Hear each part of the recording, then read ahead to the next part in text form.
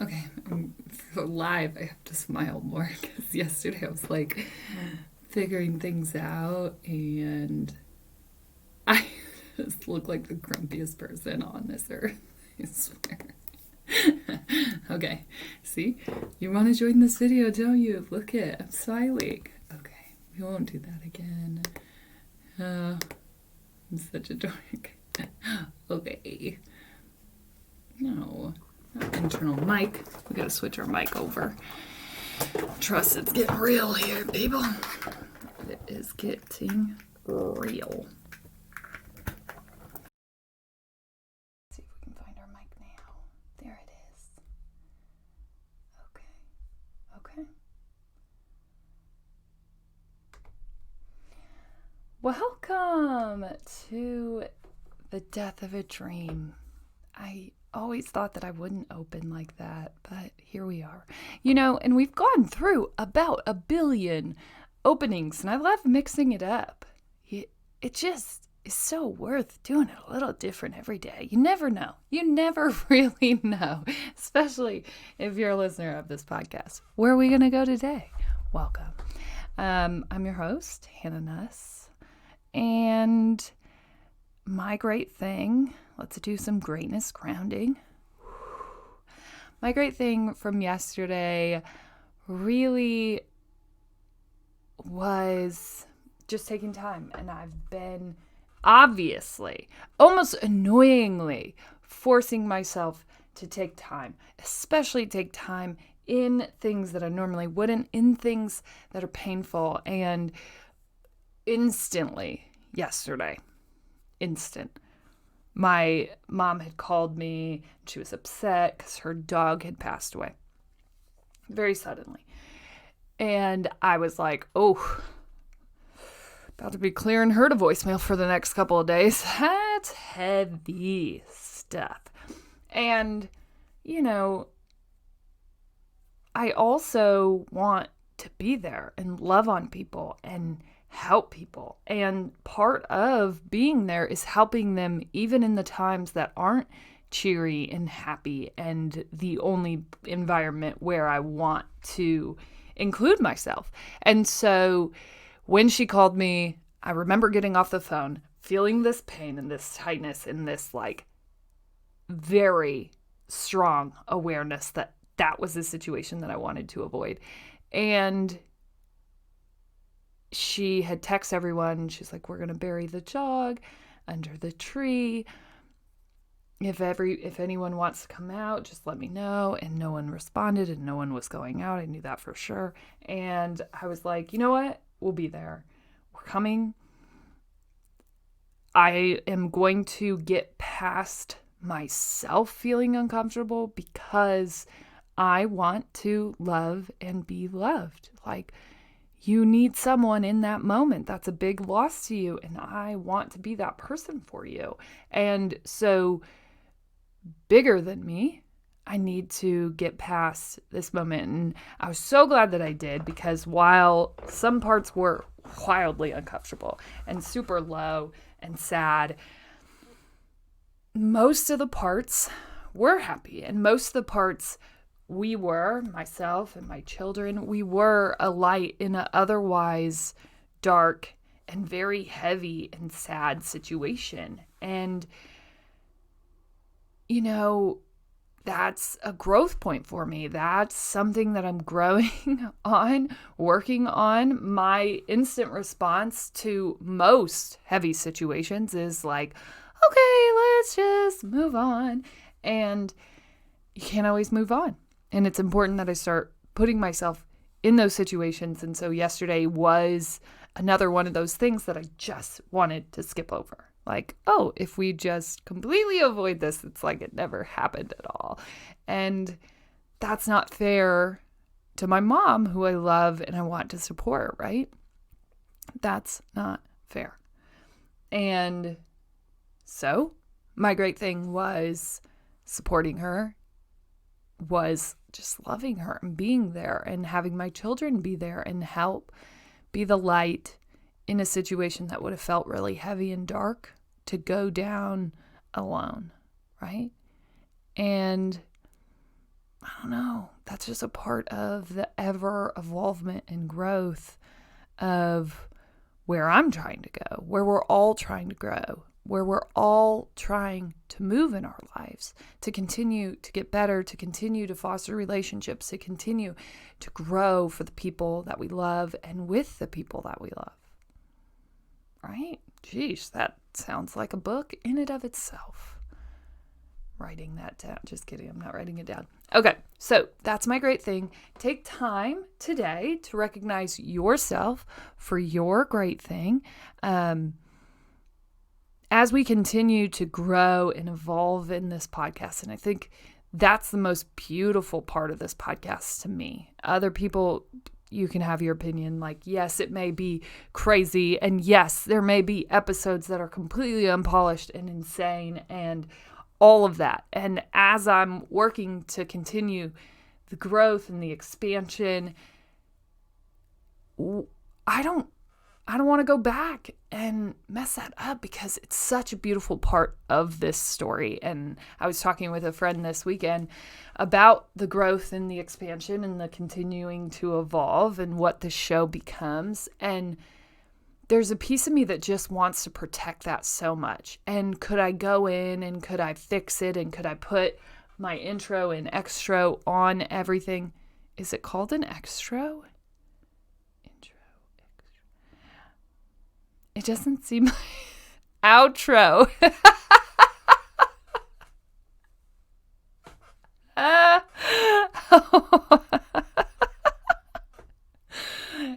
Extro is not a word. Okay, outro, intro, outro. I could go back and do that, but I think it messes with the simplicity of what the podcast was to start. And I really want people to be able to experience that if they want to. It's about growth and it's about ever evolvement. And that's exactly what we're hitting on today. Yesterday, I did an interview, and when I started my podcast, interviewing was one of the things that I wanted to do more than anything. And obviously in the beginning, it was kind of like, hold on, sister, do you even know how to speak in a microphone? Can you take a pause? Right? And I just wanted that. I wanted it so bad. And patience, good people. That's been one of the biggest messages that I've experienced in the growth of this podcast. Is like there were some things that I just wasn't ready for. There are about 1 billion things that I'm still not ready for. And, you know, I think so many times we try and we keep forcing, and we force to the point where it's no longer fun, or we force to the point where it just doesn't make sense anymore. And for me, I always envisioned myself interviewing, and I had to wait, right? I had to just wait until it made sense. And oh my gosh, my interview from yesterday is exactly why I wanted to add interviews. Is exactly why I wanted to have Empowering Women Wednesdays, because I'm not the only source of truth, right? Gosh, good luck. I'm going on this journey. This is my journey. This is very specific. I, tap into different resources at different times. I bring in different inspirations. I find different people who I think are going to speak to you based on what you all have told me, right? And some of the topics that we've discussed have really hit with people and have hit them so much that they contact me and they say, oh my gosh, I so appreciate this topic. And anytime that I have that on a topic, I know that it's something that I want to expand on for you as the listener, and sometimes just for me, very selfishly, right? This is my journey too. And, this is real time, me trying to grow, me trying to learn from things that hurt me or things that grew me or things that held me back. And So yesterday I'm doing this interview and I'm so jazzed about it because it's just all the reasons that I wanted to interview. And I'm talking to this woman and I'm almost at a loss for words. And I love when I'm at a loss for words in an experience because, being as I'm a daily podcaster who talks for a half hour, and when it's all said and done, I talk for about 45 minutes a day, just me. Minimum. That's minimum. After all the videos are recorded, after everything is done. And so, right? When I'm at a loss for words, I truly know that it's something that has connected deeper with my soul. So if I tell you ever, I'm at a loss for words right now. I don't even have words for you. I can't. You should know deeper level. Okay? So I do this podcast, I do this interview, and we're almost to the end. And as I'm going in and I'm editing this, I think the end point really I have to add back in because it was after the interview was done, but I'll have to add it in and it won't make any sense. And you'll probably hear like a brief pause where we switch to this audio. But I have this moment where we've been talking, we record the podcast, and then we're talking after, and I'm just like, oh my gosh, you've changed me in this short amount of time, right? You've completely changed my view.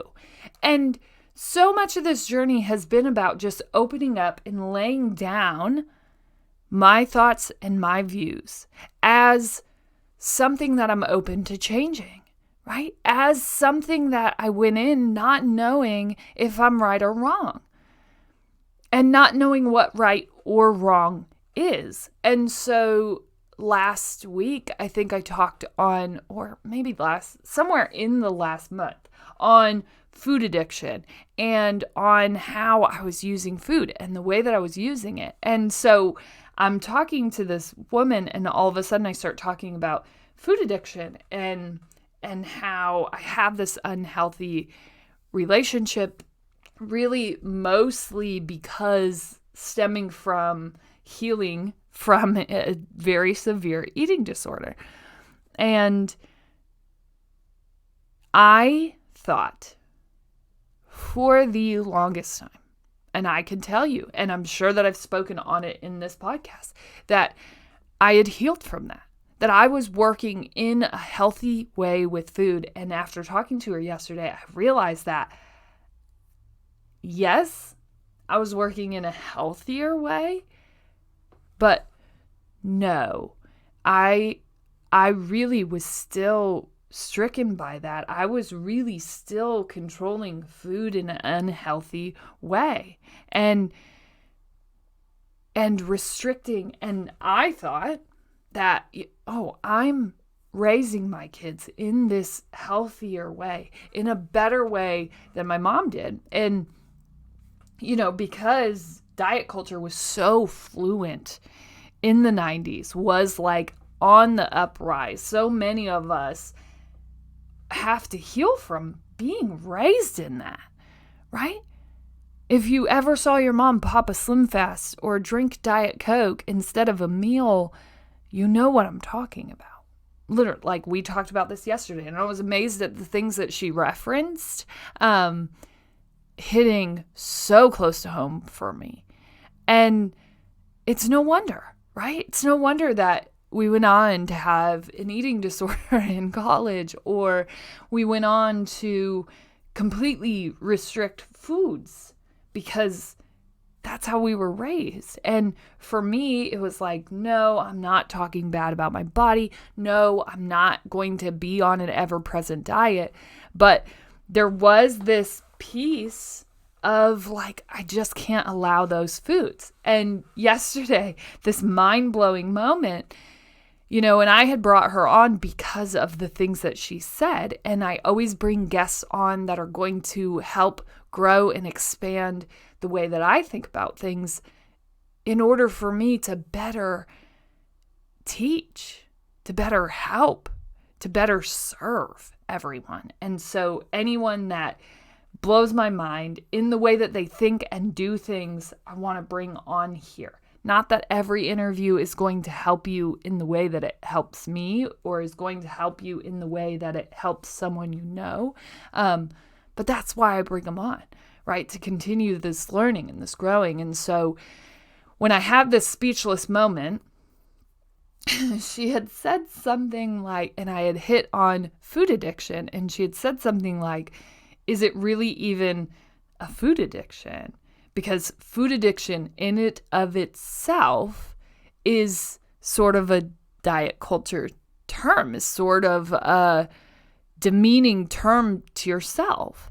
And it wasn't as much a food addiction as it was me, and I'm trying to still process what she was saying. I was thinking about this all day yesterday. I couldn't even think straight.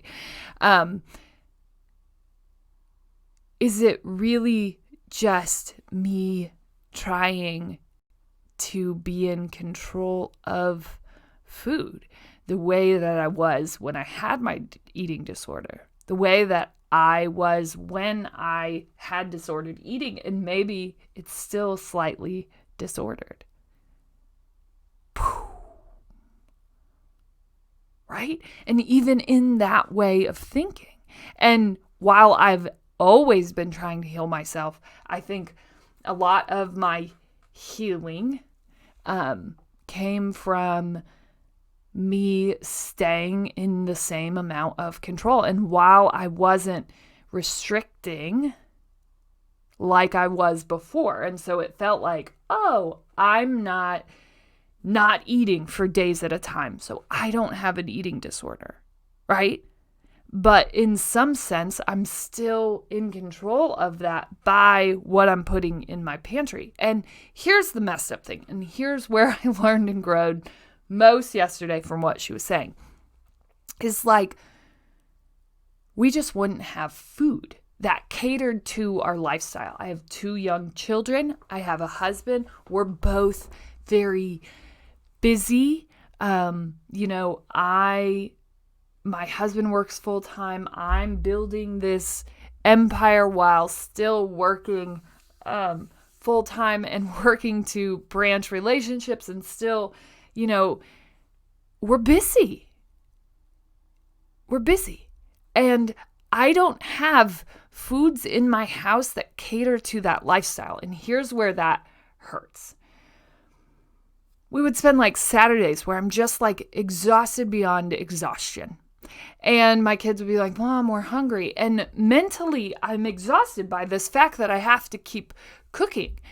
And instead of having foods in my house that cater to the lifestyle that we need, that cater to me just being able to throw in a freaking frozen pizza, right? I have foods that require so much work, so much headspace, so much time, that mentally food becomes exhausting to me every single time.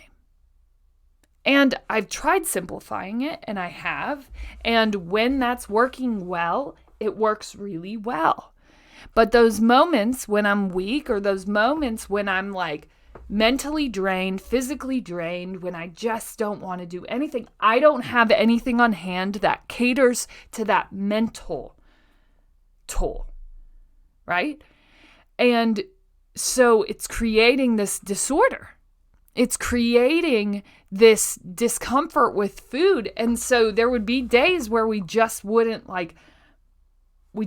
eat because of the mental exhaustion that food had become for me. Because I couldn't have bad foods, in quotations. If you're on podcast, you cannot see the huge quote marks that I'm making. On video, you can see it perfectly. Bad foods. And that would be my thought. I can't have those bad foods in my house. There will be no frozen pizza. There will be no goldfish. There will be no snacks of any kind, because if those are in our house, we will certainly binge and go crazy, and that's all that we will eat, and we will never eat good food.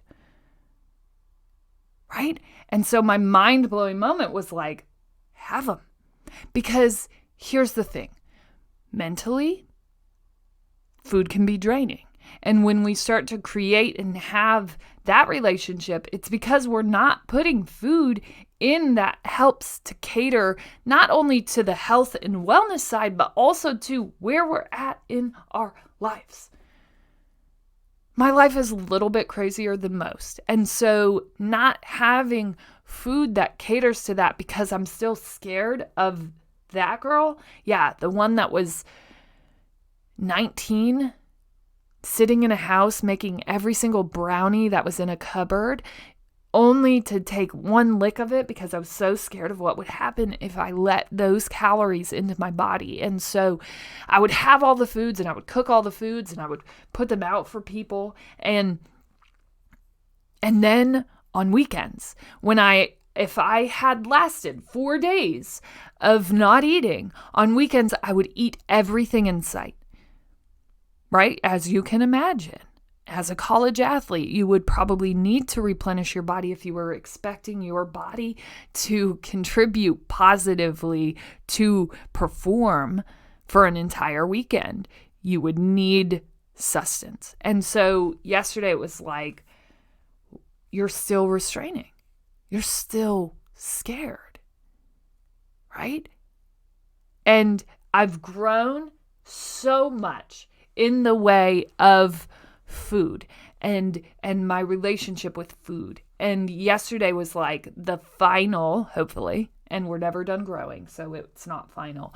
But it was like the biggest light bulb moment in the entire journey. And last week, I think it was like there is this new understanding and appreciation of food where I'm not punishing myself with it anymore, or I'm not using it as a bargaining mechanism for myself.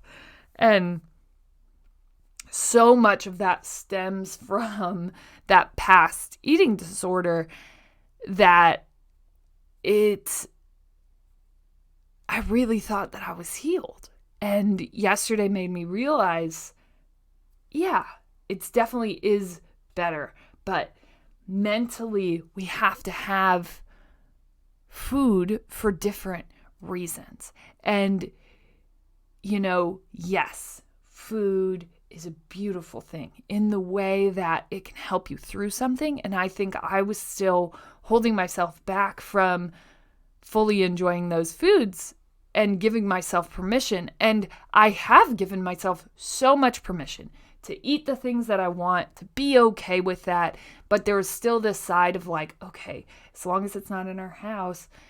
But my body still craves those things from time to time. And it's important that I have it on hand so it doesn't feel like this big adventure, this big thing. And more than anything, mentally having things that cater to our lives because we are busy, because life does get crazy, I think is going to overall help to heal me from that relationship, from the things that had hurt me in past relationships with food and this ability. And so I think more than anything, what was eye-opening for me is I really thought that I had overcome this thing, that this beast really didn't hurt me anymore. And I know that I've spoken on it enough. I know that I've hit this enough for me to know that I spoke to that. Like, oh, we're healing, we're helping, we're moving forward from this thing that had hurt us.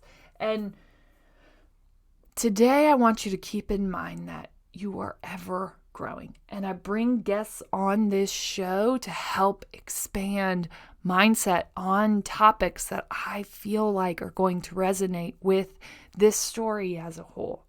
And I'm always looking to grow and expand in hopes that that's what's going to happen, right? That we keep this going. And I think more than anything, you have to, I have to continue to lay those things down, right? But I had went into that interview kind of like, oh yeah, I know a thing or two about this. This is cool. I'm on a similar journey where I'm trying to heal from diet culture that had hurt me in years past. And I've grown so much in that ways, but I still don't know everything. And I think more than anything, laying yourself down as knowing that you know, but you don't know everything that there is to know really helps to expand that mindset and to continue growing, right? And if there's anything that interests you or anything that you love and you love learning about, continue, right? I love learning about food because it is like this ever-present power that never goes away, right? We have to have it. You have to have it. It's so giving in the way that it creates community. It's so giving in the way that it creates comfort. It's so giving in the way that it creates growth and strength in your body.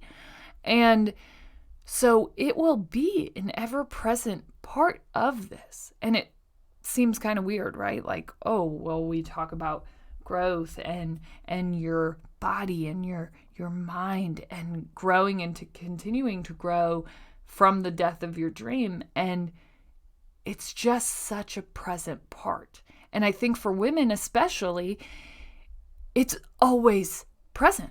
It is because of how we were raised. I can't go one day without thinking about my body, without thinking about what I'm putting into it, without thinking about how I'm moving it. And I don't think that that comes from a natural state, right? I think that comes from what I was raised around and what the expectation is around my body, the way that people expect my body to show up in the world. And that's scary. That's something that we all have to heal from, right? Because I think more than anything, the most beautiful part about this interview, and I am editing and I am posting today. I was thinking about just putting it off and putting it in tomorrow, and I can't hold this back, you guys. I'm like in disgust that I didn't know the things that I learned yesterday. It was so expansive and so helpful and so beautiful. I can't. So it's going to launch tonight, but I think that is it. It's such an important part. It's something that we're all trying to heal from. We are. You're not exempt, I can promise you. And yesterday I was feeling like, oh, I'm kind of exempt. Like I kind of have a couple things about food figured out. And then I was just like, I had things figured out. And they were 7 ways side fucked. I mean, come on. I know nothing. I know enough to know that I was in a much better place from where I was. And what I learned yesterday is taking me to an even better place. And that's the beauty of kind of laying down this idea that you have it all figured out. I know that I don't know everything. And when you go in with that approach, growth is always going to come, right? Always. And so we have to lay down this idea that we know better, that we know all the things. You don't know all the things. You know enough, but you will never know enough. Dang, that's going to be the quote. That's the quote. All right.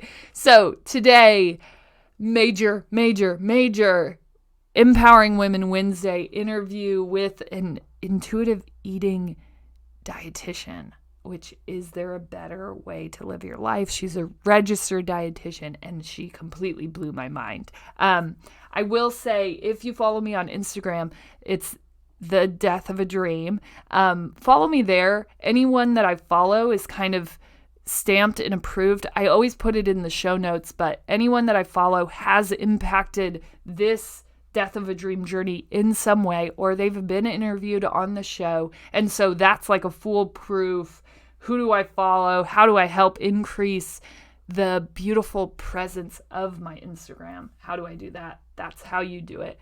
That's where you do it.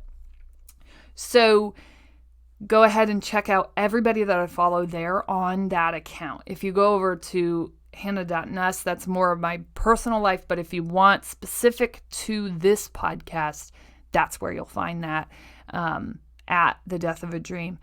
And you'll find whoever I follow is someone who has impacted this journey in some way. And I'm forever adding people to that because we're never done growing or learning, right? Lay that down. You don't know everything. And that's beautiful because that's where growth comes from. Dang it, I don't remember the quote. I'm seriously going to go back and listen. Okay. Anyways, subscribe, do the things, like the show, review. Come on, do it. Share it if this episode helped you at all. I know tonight's Empowering Women Wednesday is going to forever blow everyone's mind. So check that out. As always, you're smart, you're strong, you're beautiful. What are you going to do? Change the world.